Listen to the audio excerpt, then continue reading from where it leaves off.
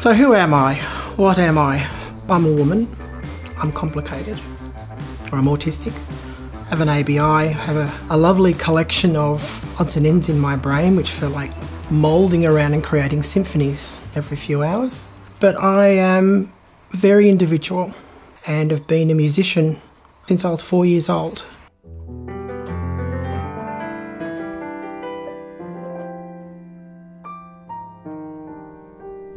Music has been one of my major parts of how I've spoken, how I've expressed, how I've been able to isolate myself from the world that I didn't know.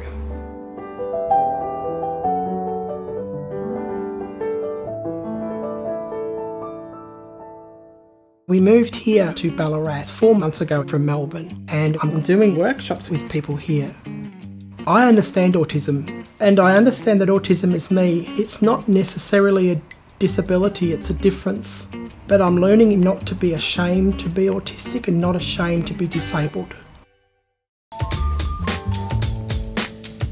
I'm a survivor of child sexual abuse, and all the parts of that is that you feel empty, vague, nothing. This is a Catholic church, mine was Anglican, and I see potato, potato. It's very similar, is that both churches hid this. All of these were done by people whose loved ones have died, suicided, or people who know other people, other family members. So that's one of the darker sides of Ballarat.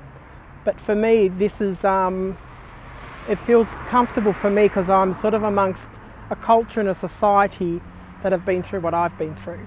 And now I've gone on from the stage of victim to survivor to what I think is a third stage, if there was, where I want to talk about and create art and music of my survival. Chloe's changed my life. Before Chloe, I had 16 years of domestic violence, which I was on the street, I had to run away from. And the relationship with Chloe started just a tiny bit after that. Chloe really wanted to come here to Ballarat, and we said, we are not well living in Melbourne. We aren't getting given anything from Melbourne. We're exhausted. One of the other big reasons why I think I wanted to leave is that a lot of my old self and dead self is in Melbourne. And I think when I transitioned, it was very difficult for people after so many years of my previous self to see me as me now, which is very different. So what it has here done in Ballarat is that I'm able to be a woman here, and now it's 4 months. Our NDIS is working so well. We've got 3 days a week that we have support here for both of us with our autism. I've got work with a specialised adult art system here. We've linked in with the queer community, we've linked in with the trans community. So we're healing, and life is just great here. It's so much better.